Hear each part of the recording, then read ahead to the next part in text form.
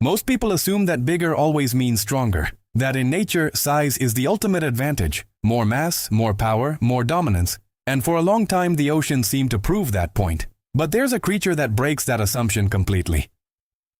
An animal that grew so large, so specialized, and so perfectly tuned to a specific version of the world, that when that world shifted even slightly, it had nowhere left to go. The question isn't just how it got that big. The question is, what does a dead end look like when it's 60 feet long and weighs 50 tons?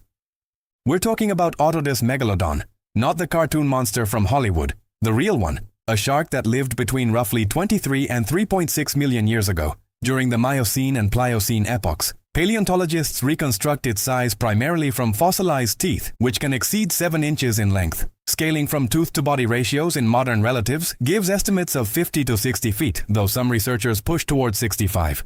For comparison, the largest reliably measured great white shark on record came in just under 21 feet. Megalodon wasn't just bigger, it occupied a different category of existence entirely. To understand why Megalodon got that big, you have to understand what the ocean looked like back then. The Miocene was warm, sea levels were higher, shallow coastal waters stretched across massive continental shelves, and marine mammals were exploding in diversity.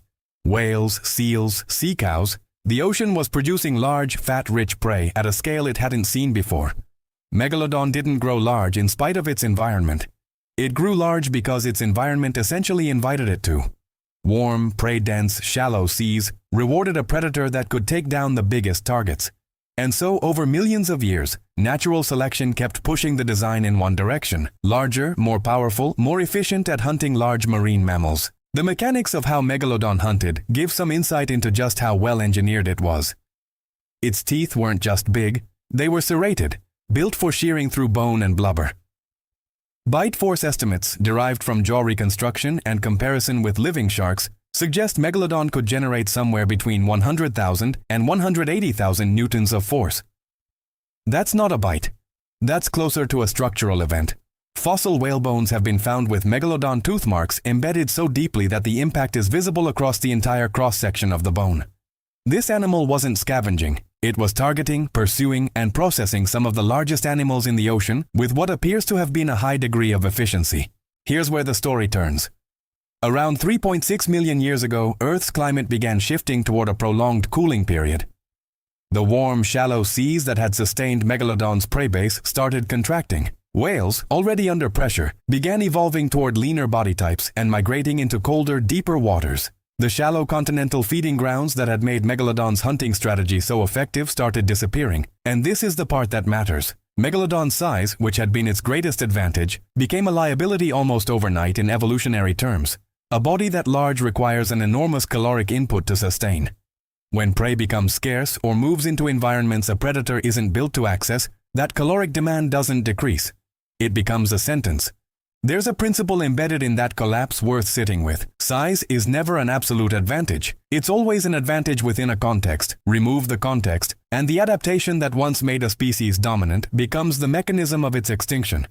Megalodon didn't fail because it was weak. It failed because it was too precisely built for a world that stopped existing. We still don't know everything.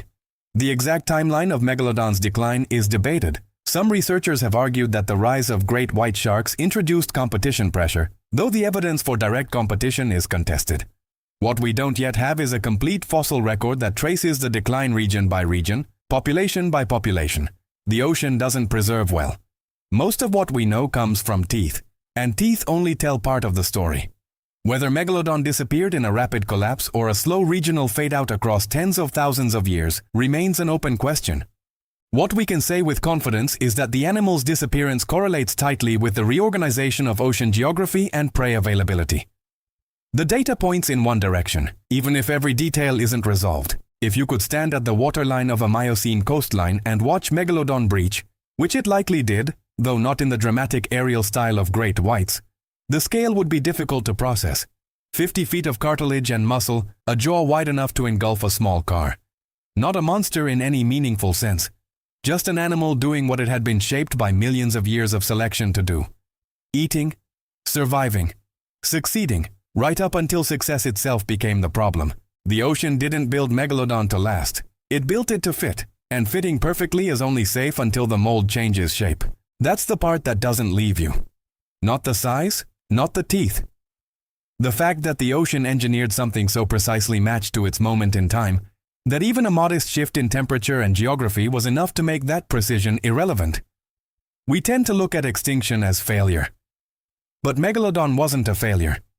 It was a solution to a problem that stopped existing. The real question that lingers, the one worth carrying into whatever you look at next, is how many things alive right now are solutions to problems that are quietly disappearing beneath them.